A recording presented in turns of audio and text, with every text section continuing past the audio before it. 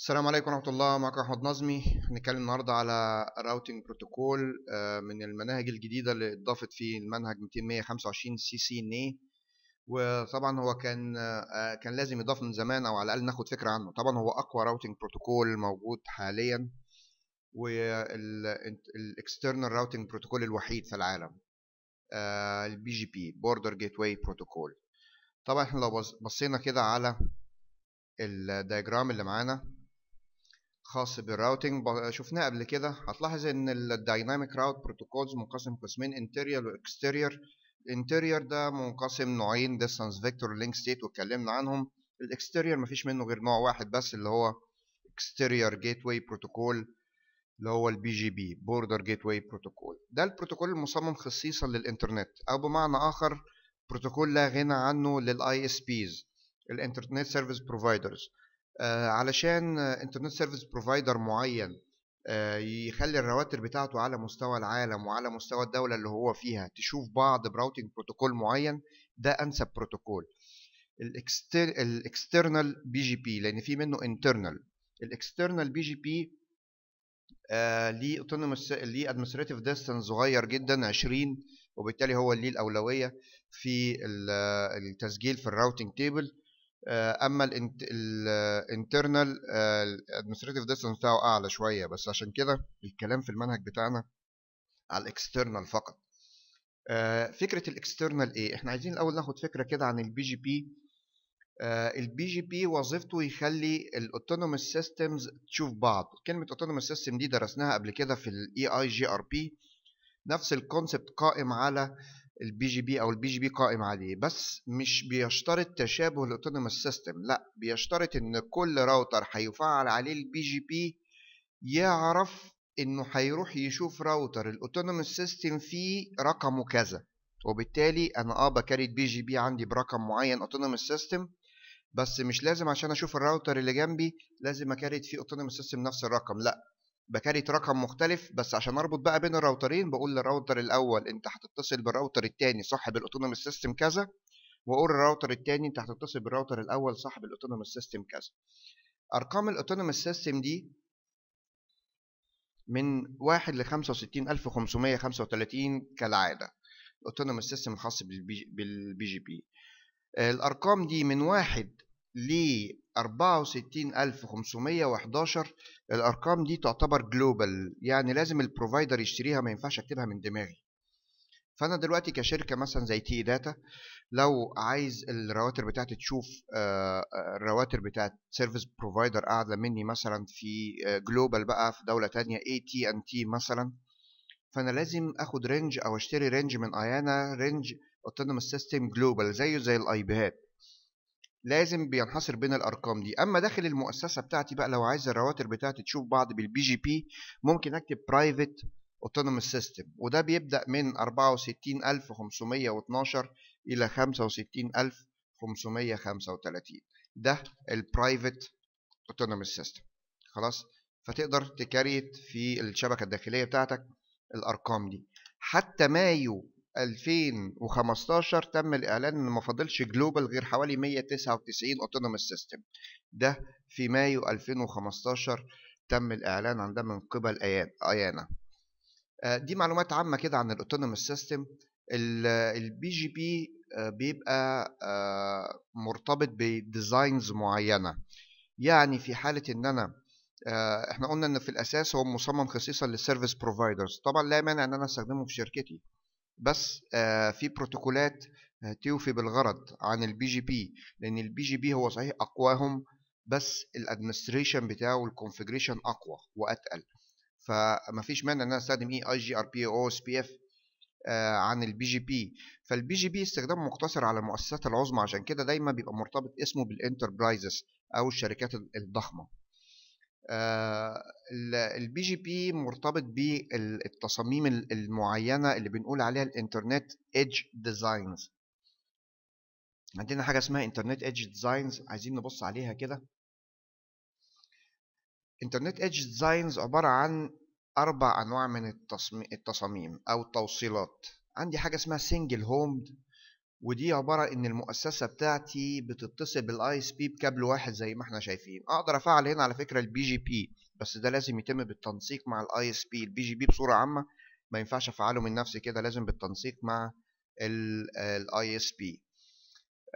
سنجل هومد زي ما احنا شايفين كابل واحد فقط. عندي حاجة اسمها الديوال هومد كابلين، فده بيقدم لي ريدندنسي، بس برضو الخطر قائم ان الراوتر نفسه كله يحصل فيه مشكلة فافقد الاتصال. انا كده يعتبر امنت نفسي بنسبة 40%، علشان خاطر لو في لينك حصل فيه مشكلة اللينك التاني قائم. التصميم التاني اسمه سنجل مالتي هومد، يعني خارج مني كابلين من الراوتر بتاعي بس رايح الاتنين اي اس بي، عشان لو في اي اس بي يقول لك احلال وتركيب والمشاكل الغريبه دي بتاعت اقفل الراوتر وشغله تاني، يبقى عندي راوتر تاني او اي اس بي تاني قائم والانترنت ما يقطعش عندي.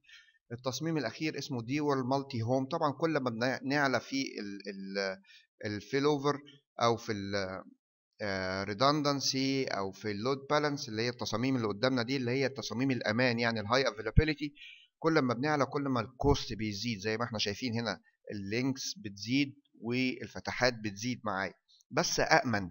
فأنت عندك الديوال هوم في 4 كابلات، كل اي اس بي متوصل بكابلين عشان لو كابل حصل فيه مشكلة الكابل التاني قائم، في نفس الوقت الاي اس بي التاني برضو مأمني أو مأمن لي الاتصال.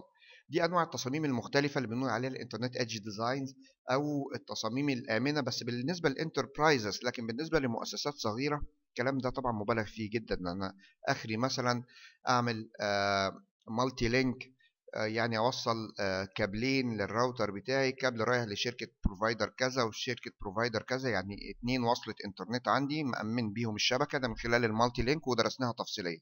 لكن غير كده الموضوع هيبقى مبالغ فيه طبعا بالنسبه للمؤسسات الصغيره وحتى المؤسسات المتوسطه. فدي فكره الديزاينز اللي انا بحتاج فيها البي جي بي. اما لو مؤسسه بقى زي الانترنت سيرفيس بروفايدر واحتاج بقى عده رواتر بتاعتي رابطه الجمهوريه كلها، بالاضافه كمان ان الجمهوريه كلها شايفه دوله تانية او شايفه دول اخرى من خلال، مش شايفه الدول بصوره عشوائيه، لا شايفه انترنت سيرفيس بروفايدرز غيري، يعني التوجيه جاي لي من شركه اكبر مني، التوجيه فقط مش الانترنت بصوره عامه. فبيانات التوجيه اللي جايه لي من شركه اخرى دي علشان اخلي الرواتر بتاع ملايين الرواتر بتاعتي تشوفها، فاحنا هنحتاج بروتوكول قوي زي البي جي بي. هناخد مثال على البي جي بي وتطبيقه كالتالي.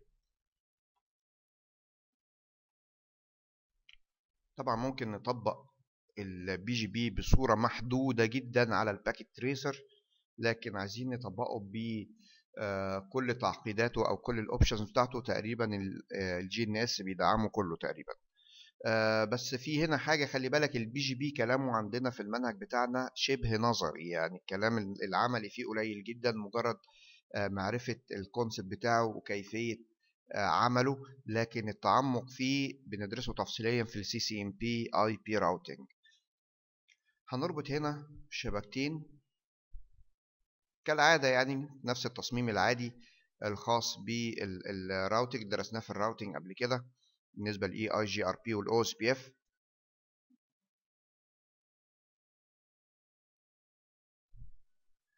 معلش هنضيع وقت شوية في التصميم.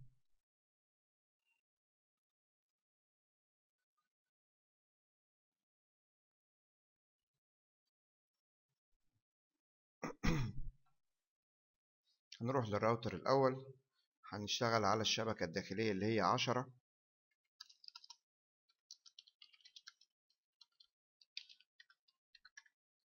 اي بي ادرس 10.0.0.1 على 24 ونو شت داون، وانترفيس F01 اي بي ادرس 11.0.0.1 على 24 ونو شت داون.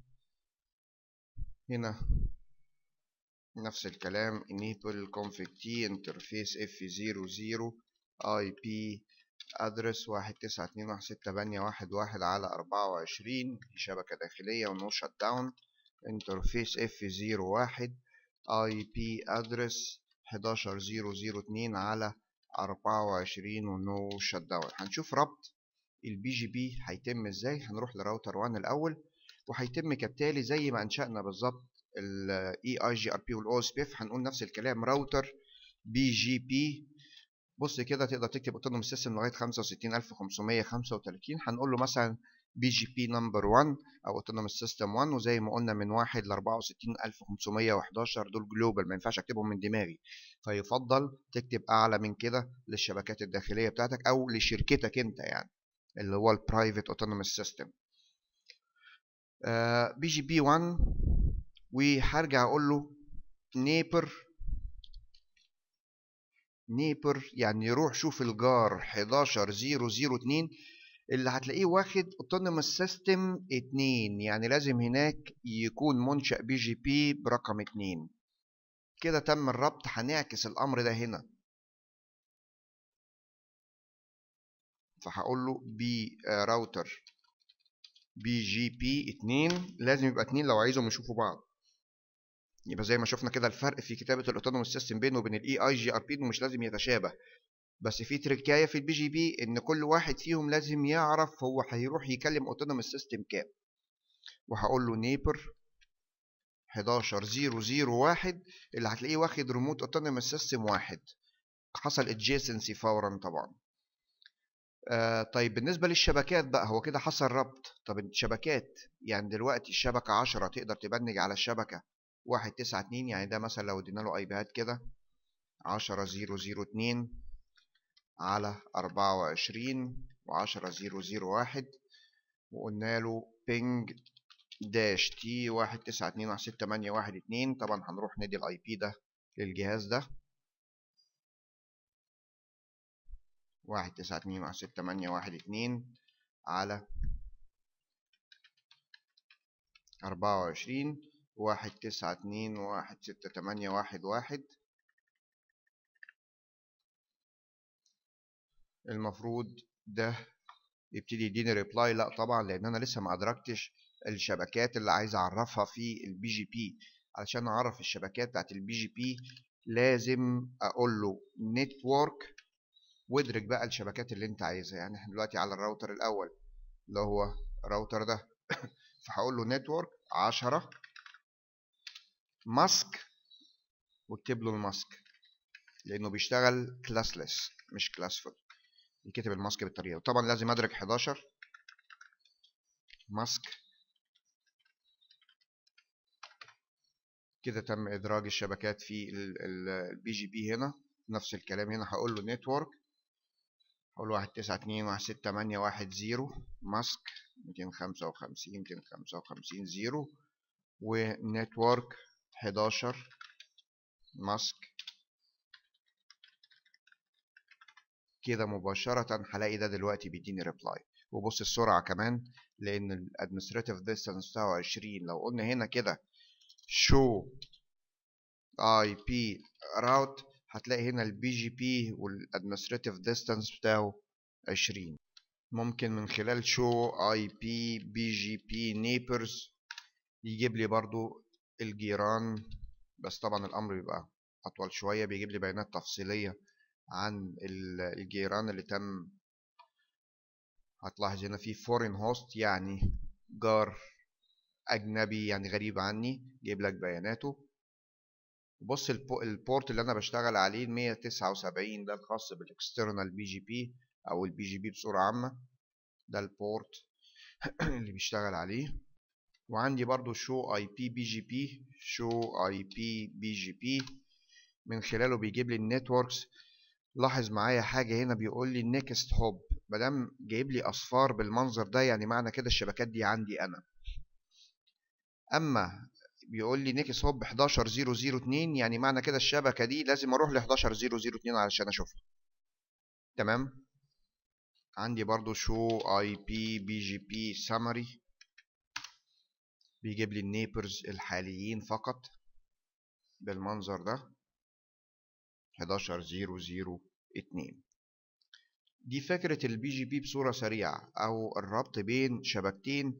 في درس احترافي شوية أنا أفضل إن أنا أقوله في البي جي بي بسبب احتكاكنا بيه أو إن إحنا فعلا بنشوفه، وهو المالتي هوب. درس عملي جدا في البي جي بي. من خلاله عايز اربط بين راوترين بي جي بي بس في بينهم راوتر مش مفعل بي جي بي. الحل هيبقى ايه؟ ده طبعا خير مثال لتطبيقه هو الجي ان اس 3. فاحنا دلوقتي هنتكلم على حاجه اسمها بي جي بي مالتي هوب. انا يهمني جدا ان انا افعل الدرس ده برغم انه ممكن ما يكونش له علاقه بمنهجنا، بس هو درس احترافي وبنشوفه في المؤسسات بكثره يعني. هنطبقه كالتالي.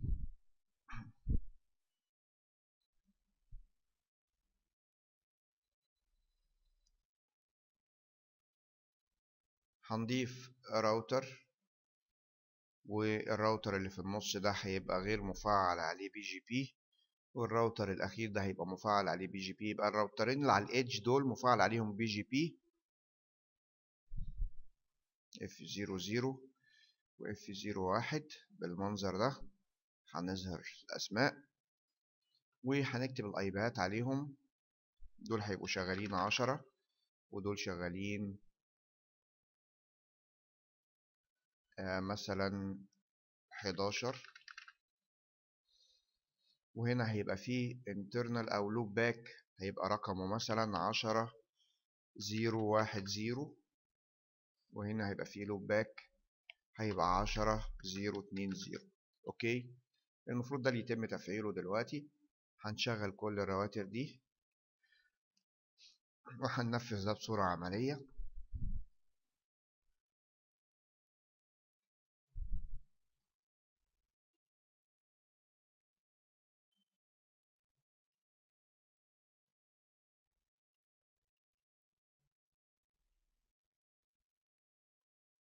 هنروح للراوتر الأول config t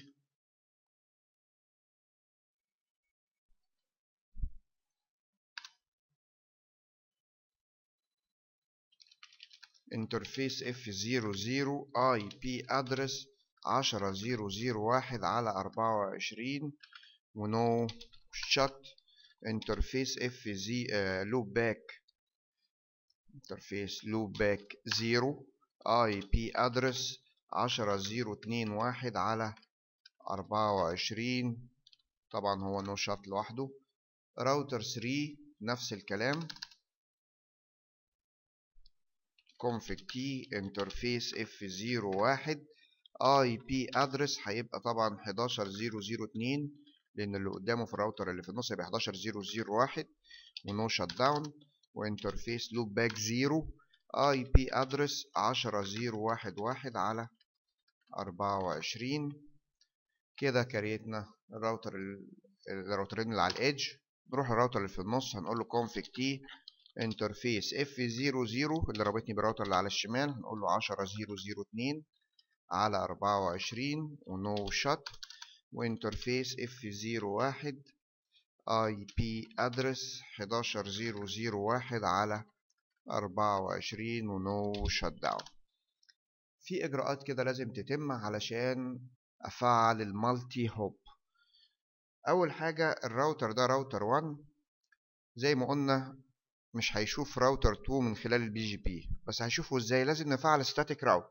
يبقى دي اول حاجه ان الراوتر ده لازم يفعل ستاتيك راوت، وده برضه هيفعل ستاتيك راوت بينه وبين راوتر 2. راوتر 2 هيفعل ديفولت راوت بينه وبين الطرفين اللي على اليمين واللي على الشمال. فده هيتم كالتالي. بالنسبه لراوتر 1 هقول له config t IP route روح شوف شبكه انهي شبكه. خد بالك كده في الديزاين احنا لما كنا بنعمل ستاتيك راوت مش كنا بنقول روح شوف شبكه اللي هي الشبكه الداخليه بالنسبه لي اللي هي تعتبر الطرف الثاني مش المقابل ليا. فبقول للراوتر ده روح شوف شبكه بياناتها 11 هتخش لها من خلال 10.0.0.2 وهعكس الكلام ده هنا. يبقى هنروح لراوتر 1 وهنقول له اي بي راوت 11.0.0.0 مع الماسك ده هتخش لها طبعا من 10.0.0.2 ستاتيك راوت عادي جدا. ونفس الخطوه دي هنفعلها هنا اي بي راوت روح شوف شبكه 10 مع ده طبعا هتخش لها من 11.0.0.1 الراوتر اللي قدامي على راوتر 3. راوتر 2 بقى هيفعل عليه ديفولت راوت. فهقول له اي بي راوت اي حد يجي لك من 10.0.0.1 شوفه. واي حد يجي لك من 11002 تشوف. تمام كده؟ يبقى احنا كده ربطنا بين راوترين او فعلت عليه ديفولت راوت علشان يشوف اي حد يجي له من على اليمين ومن على الشمال. طيب فاضل بقى الخطوه الخاصه بالبي جي بي. هنفعل بي جي بي عادي جدا زي ما فعلناه دلوقتي على الباكيت تريسر. هنخلي راوتر 1 يشوف راوتر 3. خلي بالنا مفيش بي جي بي مفعل على راوتر 2. فهنقول له راوتر بي جي بي 1 نيبر. عايزك تروح تشوف الجار. انهي جار بقى؟ انا بقول لده روح شوف الجار اللي هو ده، اكيد طبعا كأنه بالظبط ده مش موجود. يبقى هقول له روح شوف الجار 11002 نيبر 11002 اللي هتلاقيه واخد ريموت اوتونوموس سيستم 2. جميل. وادرج الشبكات بتاعتك بقى. نتورك اولا عندي شبكه داخليه 2 0 مع الماسك 255 255 255 0. ونتورك الشبكه الثانيه اللي هي 10000 مع ماسك 255 255 255 0. الراوتر الاولاني خلص. نفس الكلام طبعا هنفعله هنا. هنقول له راوتر بي جي بي 2 نيبر. نروح شوف الجار 10001 هتلاقيه واخد ريموت اوتونوموس سيستم 1. وادرج الشبكات بتاعتي انا بقى اللي هي 11 مع الماسك ده. ونتورك كام 10010 مع الماسك ده. خلاص كده. المفروض طبعا لو انا قلت لده دو بينج 10011 نشوف كده طبعا لا يمكن يديني ريبلاي. ليه؟ في عقبة في النص اسمها راوتر غير مفعل عليه بي جي بي. فهنا لازم بقى نعمل خطوات من خطوات المالتي هوب، ودي متمثلة في التالي. على راوتر 1 هنقول له ايه بقى؟ هنقول له عايزك ما تعملش ديتكت دلوقتي لللينك او الطرف الاخر النيبر، وبعد كده هعد عدد الهوبس الستاتيك هوبس اللي لازم اعدي عليها قبل ما اشوف الشبكه البي جي بي. يبقى هعرف الراوتر ده هقول له اوقف عمل البي جي بي دلوقتي، واقول له انت قدامك ادي هوب التانية علشان توصل لشبكه البي جي بي، وهعكس الكلام ده هنا وارجع اشغل البي جي بي او اقول له فعل البي جي بي دلوقتي خليه يديتكت او يدور كده. هيعد طبعا 2 هوب كانهم مش موجودين، او هيعمل حسابه ان دول مش مفعل عليهم بي جي بي لغايه اما فعلا يبص على الطرف الثالث اللي هو بعد ما يعد مرتين لازم يلاقي فيه بي جي بي مفعل بنفس الريموت اوتونوموس سيستم. فده هيتم كالتالي. هقول لده كده نو اسف نيبر الاول. هقول له نيبر الجار بتاعنا اللي هو 11002 disable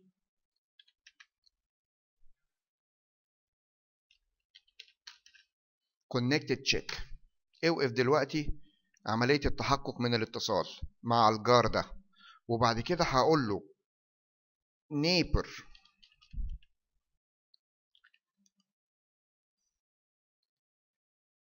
رقمه كام 11002 اي بي جي بي مالتي هوب، وعد عدد الهوبات اللي هتوصلك لهناك.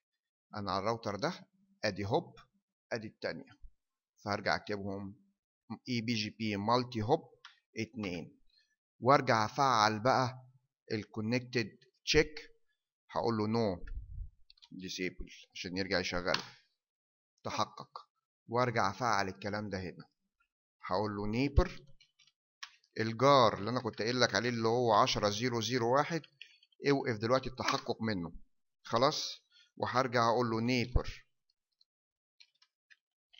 10001 اي بي جي بي مالتي هوب برضو 2، طبعا لو عديتهم هتلاقيهم 2. وارجع اقول له يلا ابدأ دلوقتي التحقق من البي جي بي، بس بعد ما تعمل حسابك ان في 2 هوب هتعدي عليهم مش مفعل عليهم بي جي بي. كده المفروض اجرب دلوقتي ابنج كده. طبعا الادجيسنسي اهو حصل وبيقول لي اب. هحاول ابنج دلوقتي على 10.0.1.1 نشوف. ننتظر شوية نجرب تاني كده نبنج. اداني ايه؟ ريبلاي زي ما احنا شايفين. دي فكرة المالتي هوب. درس كان مهم جدا في البي جي بي، وبرضه هيضيف لك احترافية، يعني يخليك برضه تفهم الكونسبت الخاص بالبي جي بي لما تطبقه بإيدك. دي فكرة البي جي بي بصورة سريعة والكونسبتس الخاصة بيه، وأشوفكم في درس قادم. شكرا.